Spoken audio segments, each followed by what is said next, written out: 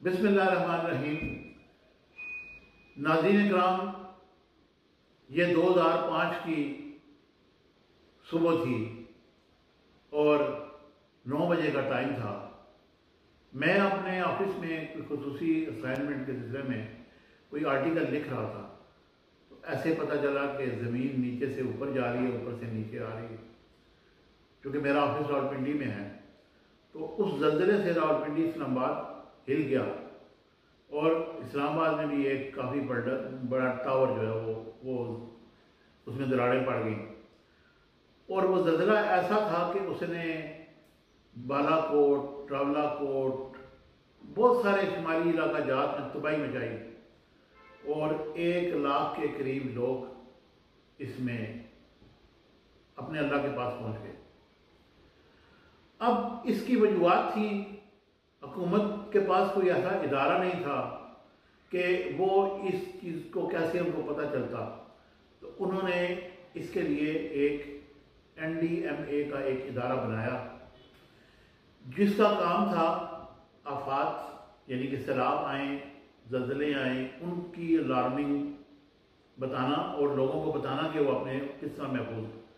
बाहर क्या इदारे ने काम किया, जो भी वो एक अलग एक बहुत बड़ा टॉपिक है, बहुत इशू है, उसमें कितनी खराफात हैं, उसमें कितने इन्होंने किक बैक्स दिए और कितनी उन्होंने वहाँ बेईमानियाँ की हैं, उसको छोड़ दिया।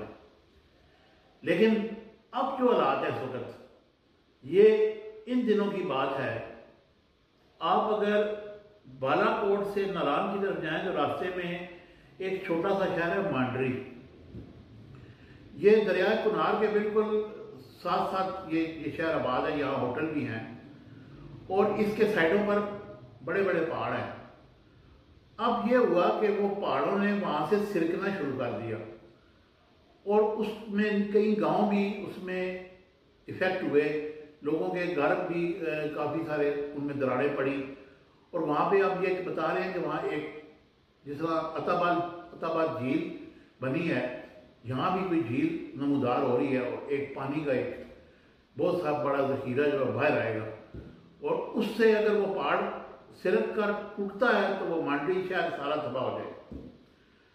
अब इसके बहुत सारी वीडियोस भी आ चुकी हैं, लेकिन मैं थोड़ा सा आपको इसलिए ये बता रहा हूँ कि ज़रा थोड़ा सा सोचिएगा कि क्या अभी तक ना कोई सोशल मीडिया, ना किसी भी अखबार या चैनल पे इस तरह की कोई अलार्मिंग सिचुएशन नहीं बताई गई। लोग अपनी मदद आपके तहत क्रेने किराए पे लेकर और पत्थरों को हाथों में उठाकर वो उसको रोकने की कोशिश कर रहे हैं। कहने का मकसद ये है कि इन इदारों पे हम करोड़ों रुपए खर्च रहे हैं, ये कहाँ है? ये पहाड़ अपनी जगह से क्यों सिरक रहे हैं? ये लैंड स्लाइडिंग पहले से ज़्यादा क्यों आ रही है?